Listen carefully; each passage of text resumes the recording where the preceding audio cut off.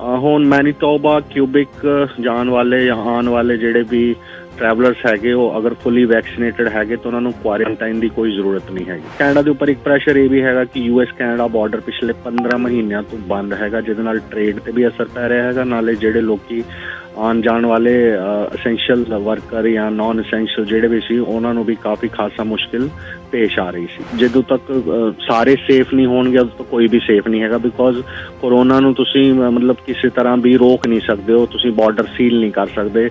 Travel ਜਦੋਂ ਵੀ ਖੋਲੋਗੇ ਅਗਰ ਇੱਕ ਵੀ ਬੰਦਾ ਇਨਫੈਕਟਡ ਹੈਗਾ ਤਾਂ ਉਦੋਂ ਤੱਕ ਇਹ ਖਤਰਾ ਬਣਿਆ ਹੀ ਰਹਿਣਾ ਹੈਗਾ। ontario.ca/page.reopening ਤੇ ਜਾ ਕੇ ਲੋਕੀ ਸਟੇਜ 1, ਸਟੇਜ 2, ਸਟੇਜ 3 ਦੇ ਸਾਰੇ ਜਿੰਨੇ ਵੀ ਗਾਈਡਲਾਈਨਸ ਹੈ ਉਹ ਜਾ ਕੇ ਦੇਖ ਸਕਦੇ ਹੈਗੇ।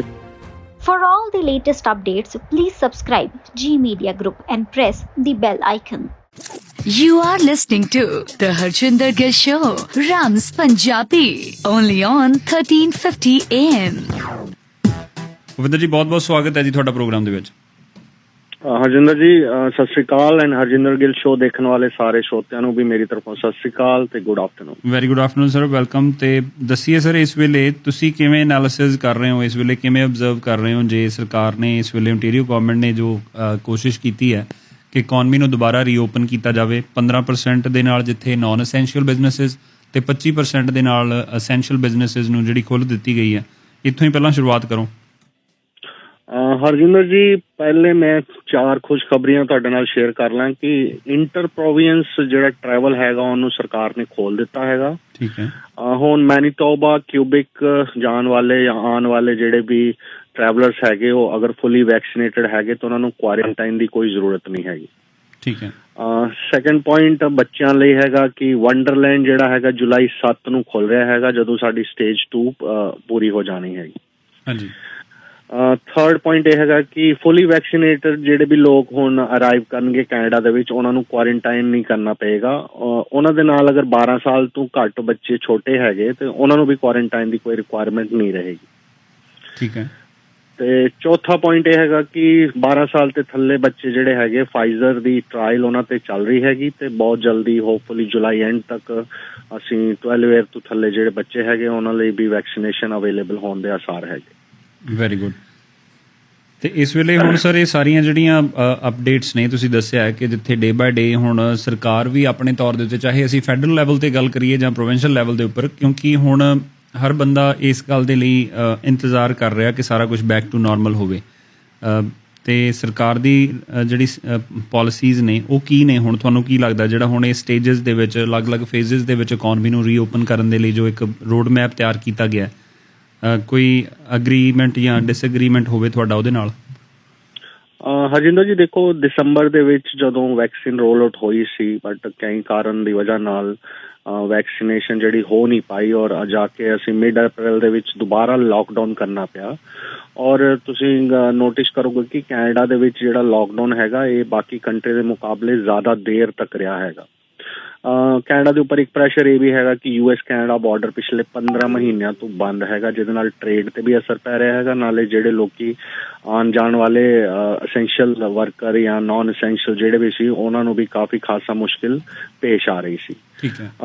ਹੁਣ ontario ਗਵਰਨਮੈਂਟ ਨੇ ਜਿਹੜੀ ਵੈਕਸੀਨੇਸ਼ਨ ਅਪ੍ਰੈਲ ਦੇ ਬਾਅਦ ਸਪੀਡ ਥੋੜੀ ਜਿਹੀ ਫੜ ਕੇ ਤੇ ਹੁਣ ਲਗਭਗ ਤੁਸੀਂ ਕਹਿ ਲਓ ਕਿ ਅਸੀਂ 64% ਜਿਹੜੇ ਲੋਕ ਹੈਗੇ ਉਹਨਾਂ ਨੂੰ ਇੱਕ ਸ਼ਾਟ ਜਿਹੜਾ ਹੈਗਾ ਵੈਕਸੀਨੇਸ਼ਨ ਦਾ ਲੱਗ ਚੁੱਕਿਆ ਹੈਗਾ ਤੇ ਅਰਾਊਂਡ 12.9% ਜਿਹੜੇ ਹੈਗੇ ਫੁੱਲੀ ਵੈਕਸੀਨੇਟਡ ਹੈਗੇ। ਤੇ ਇਹਨੂੰ ਮੱਦੇਨਜ਼ਰ ਰੱਖਦੇ ਹੋਏ ਸਟੇਜ 1, ਸਟੇਜ 2, ਸਟੇਜ 3 3 ਸਟੇਜਾਂ ਦੇ ਵਿੱਚ ontario ਨੇ ਆਪਣੀ ਇਕਨੋਮੀ ਨੂੰ ਓਪਨ ਕਰਨ ਦਾ ਪਲਾਨ ਕੀਤਾ ਸੀ। ਸਟੇਜ 1 ਦੇ ਵਿੱਚ ਜਿੱਦਾਂ ਤੁਸੀਂ ਦੱਸਿਆ ਹੈਗਾ ਕਿ 15% ਜਿਹੜੇ ਹੈਗੇ ਨਾਨ ਅਸੈਂਸ਼ੀਅਲ ਤੇ 25% ਅਸੈਂਸ਼ੀਅਲ ਸਟੋਰ ਜਿਹੜੇ ਇਹਨਾਂ ਨੇ ਓਪਨ ਕੀਤੇ ਹੈਗੇ। ਆਉਣ ਵਾਲੇ ਦਿਨਾਂ ਦੇ ਵਿੱਚ ਲਗਭਗ ਜੁਲਾਈ 2 ਦੇ ਜਦੋਂ 21 ਦਿਨ ਹੋ ਜਾਣਗੇ ਉਹਦੇ ਬਾਅਦ ਤੁਸੀਂ ਦੇਖੋਗੇ ਕਿ ਮੇਜਰ ਚੇਂਜਸ ਆਉਣ ਦੀ ਚਾਂਸਸ ਹੈਗੇ, ਜਿਹਦੇ ਵਿੱਚ ਇਨ ਡਾਈਨਿੰਗ ਵਗੈਰਾ ਸ਼ੁਰੂ ਹੋ ਜਾਏਗੀ। ਜਿੱਦਾਂ ਮੈਂ ਤੁਹਾਨੂੰ ਦੱਸਿਆ ਹੈਗਾ ਕਿ ਵੰਡਰਲੈਂਡ ਖੁੱਲ ਜਾਏਗਾ ਐਂਡ ਲੋਕਾਂ ਦੀ ਗੈਦਰਿੰਗ ਜਿਹੜੀ ਉਹਦੀ ਕੈਪੈਸਿਟੀ ਜ਼ਿਆਦਾ ਹੋ ਜਾਏਗੀ, ਲੋਕੀ ਬਾਹਰ ਜ਼ਿਆਦਾ ਗੈਦਰ ਹੋ ਪਾਉਣਗੇ। ਲੋਕਾਂ ਦੇ ਘਰ ਦੇ ਵਿੱਚ ਅਗਰ ਕੋਈ ਫਿਊਨਰਲ ਹੈਗਾ ਜਾਂ ਕੋਈ ਰਿਲੀਜੀਅਸ ਗੈਦਰਿੰਗ ਹੈਗੀ, ਇਹ ਸਾਰੀਆਂ ਚੀਜ਼ਾਂ ਖੁੱਲਣਗੀਆਂ। ਬਿਕੋਜ਼ ਹੁਣ ਕਾਫੀ ਲੰਬਾ ਅਰਸਾ ਹੋ ਗਿਆ ਹੈਗਾ ਕਿ ਲੋਕਾਂ ਨੇ ਇਹ ਚੀਜ਼ਾਂ ਅਵੋਇਡ ਕੀਤੀਆਂ ਸੀ ਗੌਰਮੈਂਟ ਦੇ ਕਹਿਣੇ ਤੇ, ਬਟ ਗੌਰਮੈਂਟ ਇੱਕ ਪ੍ਰੈਸ਼ਰ ਦੇ ਅੰਦਰ ਵੀ ਹੈਗੀ ਕਿਉਂਕਿ ਇਕੋਨਮੀ ਨੂੰ ਹੁਣ ਥੋੜਾ ਜਿਹਾ ਇੱਕ ਬੂਸਟ ਦੇਣ ਦੀ ਜ਼ਰੂਰਤ ਹੈਗੀ, ਬਿਕੋਜ਼ ਹਾਲਾਤ ਕਾਫੀ ਬਦ ਤੋਂ ਬੱਤਰ ਹੋ ਗਏ ਇਹਨਾਂ ਲਾਕਡਾਊਨ ਦੇ ਦੌਰਾਨ। ਠੀਕ ਹੈ। ਅੱਛਾ, ਜਿਹੜੀ ਹੁਣ ਜਿਹੜੀ ਰਿਲੀਫ ਹੈ, ਤੁਹਾਨੂੰ ਲੱਗ ਰਿਹਾ ਕਿ ਲੋਕ ਕੋਈ ਉਹਦਾ ਮਿਸਯੂਜ਼ ਨਹੀਂ ਕਰ ਰਿਹਾ, ਉਹਨੂੰ ਪ੍ਰੋਪਰ ਜੇ ਸਟਿਲ ਅਜੇ ਵੀ ਜਿਹੜੀਆਂ ਗਾਈਡਲਾਈਨਸ ਨੇ ਉਹਨੂੰ ਫੋਲੋ ਕੀਤਾ ਜਾ ਰਿਹਾ ਕਿ ਹੁਣ ਜਿਹੜੇ ਪਬਲਿਕ ਹੈ ਉਹਦੇ ਲਈ ਬਿਲਕੁਲ ਸਭ ਕੁਝ ਓਪਨ ਹੋ ਗਿਆ? ਦੇਖੋ ਜੀ, 100% ਤੇ ਮੈਂ ਤੁਹਾਨੂੰ ਪਹਿਲਾਂ ਵੀ ਦੱਸਿਆ ਹੈਗਾ ਕਿ 100% ਤੇ ਕਦੀ ਵੀ ਨਹੀਂ ਅਸੀਂ ਐਕਸਪੈਕਟ ਕਰ ਸਕਦੇ, ਬਟ ਹਾਂ ਲੋਕੀ ਇਹਨਾਂ ਲਾਕਡਾਊਨ ਦੀ ਵਜ੍ਹਾ ਨਾਲ ਤੇ ਜਿਹੜੇ ਵੀ ਗੌਰਮੈਂਟ ਨੇ ਡਿਫਰੈਂਟ ਆਪਣੇ ਗਾਈਡਲਾਈਨ ਜਾਰੀ ਕੀਤੀਆਂ ਸੀ ਉਹਨਾਂ ਨੂੰ ਸਮਝਦੇ ਹੈਗੇ। ਬਿਕੋਜ਼ ਕੋਈ ਵੀ ਹੁਣ ਜ਼ਿਆਦਾ ਲਾਕਡਾਊਨ ਦੇ ਵਿੱਚ ਰਹਿਣਾ ਨਹੀਂ ਚਾਹੁੰਦਾ, ਬਿਕੋਜ਼ ਲਾਕਡਾਊਨ ਦੇ ਵਿੱਚ ਰਹਿ ਕੇ ਲੋਕਾਂ ਦੇ ਜੌਬਸ ਵੀ ਗਏ ਹੈਗੇ, ਲੋਕਾਂ ਨੂੰ ਕਾਫੀ ਪਰੇਸ਼ਾਨੀ ਦਾ ਸਾਹਮਣਾ ਕਰਨਾ ਪਿਆ। ਤਾਂ ਹੁਣ ਇੱਕੋ ਹੀ ਸੋਲਿਊਸ਼ਨ ਹੈਗਾ ਕਿ ਜਿੰਨੀ ਜਲਦੀ ਵੈਕਸੀਨੇਸ਼ਨ ਹੋਏ ਉਹ ਚੀਜ਼ਾਂ ਰੀਓਪਨ ਹੋਣ ਤਾਂ ਕਿ ਲੋਕ ਇੱਕ ਆਪਣੀ ਨੋਰਮਲ ਜ਼ਿੰਦਗੀ ਜੀ ਸਕਣ। ਠੀਕ ਹੈ। ਤੇ ਜਿਹੜੇ ਹੁਣ ਇਹ ਨਾਰਮਲ ਪ੍ਰੋਸੈਸ ਨੂੰ ਅੱਗੇ ਕੰਟੀਨਿਊ ਕਰਨ ਦੇ ਲਈ ਜਿਹੜੇ ਬਿਜ਼ਨੈਸਿਸ ਨੇ, ਤੁਹਾਨੂੰ ਕੀ ਲੱਗਦਾ ਕਿ ਉਹਨਾਂ ਦੀਆਂ ਤਿਆਰੀਆਂ ਜਿਹੜੀਆਂ ਕਿਸ ਤਰੀਕੇ ਦੇ ਨਾਲ ਨੇ, ਜਾਂ ਕਿ ਅਜੇ ਉਹ ਵੇਟ ਐਂਡ ਵਾਚ ਕਰ ਰਹੇ ਨੇ ਕਿ ਥੋੜ੍ਹੀ ਦੇਰ ਅਜੇ ਦੇਖੀਏ ਕਿਤੇ ਫਿਰ ਨਾ ਅਸੀਂ ਆਪਣੇ ਵੱਲੋਂ ਕੋਈ ਸਪੈਂਡਿੰਗਸ ਕਰਕੇ ਆਪਣੇ ਕਾਰੋਬਾਰ ਜਿਹੜੇ ਓਪਨ ਕਰ ਲਈਏ, ਆਪਣੇ EMPLOYEES ਨੂੰ ਦੁਬਾਰਾ ਰੀਕਾਲ ਕਰ ਲਈਏ ਤੇ ਫਿਰ ਲਾਕਡਾਊਨ ਵਰਗੀ ਕੋਈ ਨੌਬਤ ਆ ਜਾਵੇ? ਇਸ ਪੁਆਇੰਟ ਨੂੰ ਕੁਛ ਓਬਜ਼ਰਵ ਕੀਤਾ ਹੋਵੇ? ਨਹੀਂ, ਦੇਖੋ ਜਿਹੜਾ ਰੀਓਪਨਿੰਗ ਦਾ ਸਿਸਟਮ ਹੈਗਾ ਉਹ ਸਿਰਫ ਕੋਈ ਮਤਲਬ ਇੱਕ ਸਿੰਗਲ ਬੰਦੇ ਦੇ ਉੱਪਰ ਡਿਪੈਂਡ ਹੋ ਕੇ ਨਹੀਂ ਕਰ ਰਹੇ। ਇਹਦੇ ਨਾਲ ਇੱਕ ਮੈਡੀਕਲ ਟੇਬਲ ਔਰ ਇੱਕ ਸਾਇੰਟੀਫਿਕ ਟੇਬਲ ਨੂੰ ਮੱਦੇਨਜ਼ਰ ਰੱਖਦੇ ਹੋਏ ਰੀਓਪਨਿੰਗ ਹੋ ਰਹੀ ਹੈ।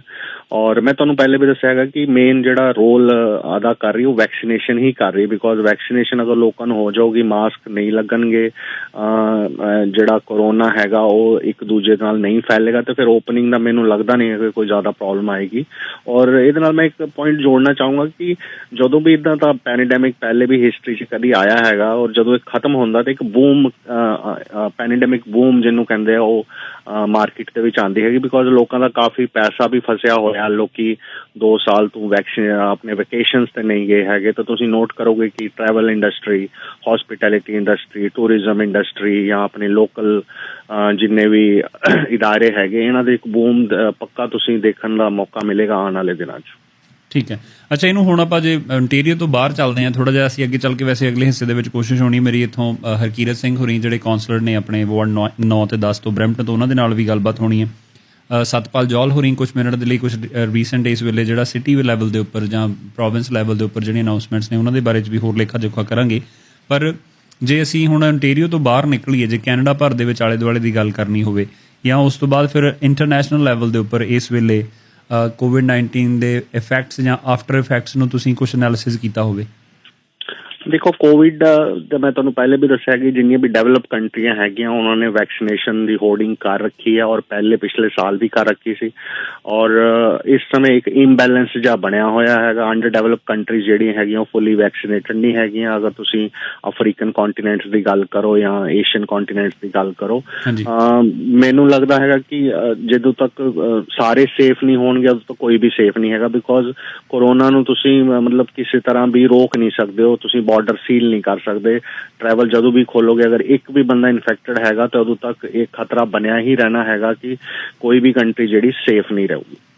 ਠੀਕ ਹੈ ਸਰ। ਇਸ ਤੋਂ ਇਲਾਵਾ ਕੋਈ ਹੋਰ ਅਖੀਰ ਦੇ ਵਿੱਚ ਕਹਿਣਾ ਚਾਹੋ ਤਾਂ ਫਿਰ ਆਪਾਂ ਸਮਾਪਤ ਕਰਦੇ ਹਾਂ ਅੱਜ ਦਾ ਸਾਡਾ ਇਹ ਸੈਗਮੈਂਟ। ਦੇਖੋ ਜੀ, ਇੱਕ ਜੌਨਸਨ ਐਂਡ ਜੌਨਸਨ ਮੈਡੀਸਿਨ ਦਾ ਗੱਲ ਚੱਲ ਰਹੀ ਸੀ ਸਿੰਗਲ ਸ਼ਾਟ ਦੀ, ਜਿਹੜੀ ਕਿ ਕਹਿੰਦੇ ਸੀ ਕਿ ਗੇਮ ਚੇਂਜਰ ਹੋਊਗੀ, ਬਟ 60 ਮਿਲੀਅਨ ਦੇ ਕਰੀਬ ਡੋਜ਼ਸ ਜਿਹੜੀ US ਦੇ ਵਿੱਚ ਪੈਂਡਿੰਗ ਪਈਆਂ ਹੈਗੀਆਂ ਤੇ 3 ਲੱਖ ਦੇ ਕਰੀਬ ਡੋਜ਼ਸ ਕੈਨੇਡਾ ਦੇ ਵਿੱਚ ਵੀ ਪੈਂਡਿੰਗ ਪਏ, ਬਿਕੋਜ਼ ਹੈਲਥ ਕੈਨੇਡਾ ਨੇ ਉਹਨੂੰ ਹਾਲੇ ਤੱਕ ਅਪਰੂਵ ਨਹੀਂ ਕੀਤਾ ਹੋਇਆ। ਬਿਕੋਜ਼ ਅਰਲੀਅਰ ਰਿਪੋਰਟ ਸੀ ਕਿ ਉਹਨਾਂ ਦੀ ਕੰਪਨੀ ਦੇ ਵਿੱਚ ਕੁਝ ਕੰਟੈਮੀਨੇਸ਼ਨ ਦੇ ਜਿਹੜੀਆਂ ਖਬਰਾਂ ਆਈਆਂ ਸੀ। ਅਗਰ ਇਹ ਮੈਡੀਸਿਨ ਆਉਣ ਵਾਲੇ ਦਿਨਾਂ ਦੇ ਵਿੱਚ ਅਪਰੂਵ ਹੋ ਜਾਂਦੀ ਹੈ ਤਾਂ ਫਿਰ ਆਈ ਥਿੰਕ ਇਹ ਵੱਡਾ ਗੇਮ ਚੇਂਜਰ ਹੋਊਗਾ ਐਂਡ ਲੋਕਾਂ ਦੇ ਵਿੱਚ ਜਲਦੀ ਤੋਂ ਜਲਦੀ ਵੈਕਸੀਨੇਸ਼ਨ ਹੋਏਗੀ। ਬਾਕੀ ontario.ca/page.reopening ਤੇ ਜਾ ਕੇ ਲੋਕੀ ਸਟੇਜ 1, ਸਟੇਜ 2, ਸਟੇਜ 3 ਦੇ ਸਾਰੇ ਜਿੰਨੇ ਵੀ ਗਾਈਡਲਾਈਨਸ ਹੈ ਉਹ ਜਾ ਕੇ ਦੇਖ ਸਕਦੇ ਹੈਗੇ। ਤੇ ਮੇਰੀ ਕੋਸ਼ਿਸ਼ ਇਹ ਰਹੇਗੀ ਕਿ ਸਾਰੇ ਲੋਕਾਂ ਨੂੰ ਦਰਖਾਸਤ ਹੈਗੀ ਕਿ ਲੋਕੀ ਆਪਣੀ ਗਾਈਡਲਾਈਨਸ ਦੇ ਨਾਲ ਹੀ ਕੰਮ ਕਰਨ, ਬਿਕੋਜ਼ ਸਾਰੇ ਇੱਕ ਸਾਥ ਦੇਣਗੇ ਤੇ ਆਈ ਥਿੰਕ ਰੀਓਪਨਿੰਗ ਵਧੀਆ ਹੋਏਗੀ ਔਰ ontario ਜਾਂ ਪੂਰਾ ਕੈਨੇਡਾ ਜਿਹੜਾ ਹੈਗਾ ਇੱਕ ਆਮ ਜੀਵਨ ਦੇ ਵਿੱਚ ਜਲਦੀ ਤੋਂ ਜਲਦੀ ਆ ਸਕੇ। ਅੱਛਾ, ਇਹ ਜਿਹੜਾ ਸਾਥ ਦੇਣ ਦੀ ਤੁਸੀਂ ਗੱਲ ਕੀਤੀ ਹੈ ਉਹਦੇ ਵਿੱਚ ਥੋੜ੍ਹੇ ਜਿਹੇ ਟਿਪਸ ਦੇਣੇ ਚਾਹੋ ਕੁਇਕ ਜਾਂਦੇ ਕਿ ਕਿਹੜੇ ਤਰੀਕੇ ਦੇ ਨਾਲ ਤੁਹਾਨੂੰ ਲੱਗ ਰਿਹਾ ਕਿ ਉਹ ਸਾਥ ਦੇਣ ਦੇ ਲਈ ਉਹ ਜਿਹੜੀਆਂ ਗਾਈਡਲਾਈਨਸ ਜਾਂ ਇੰਸਟਰਕਸ਼ਨਸ ਨੇ ਉਹਨਾਂ ਨੂੰ ਫੋਲੋ ਕੀਤਾ ਜਾਵੇ?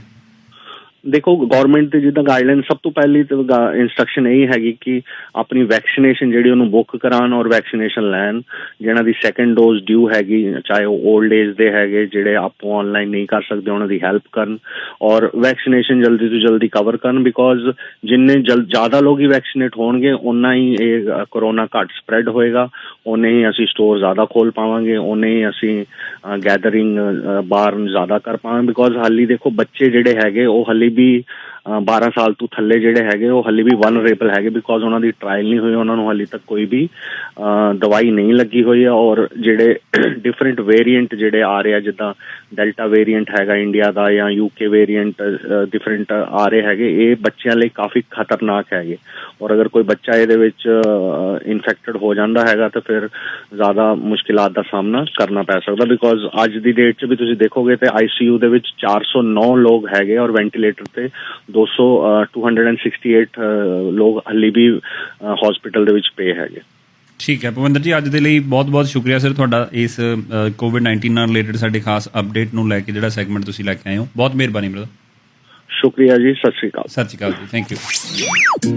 इश्तिहार है तो व्यापार है, अपना बिजनेस प्रमोट करने लिए संपर्क करो 647 400 68 62 647 400 6862। Zee media group.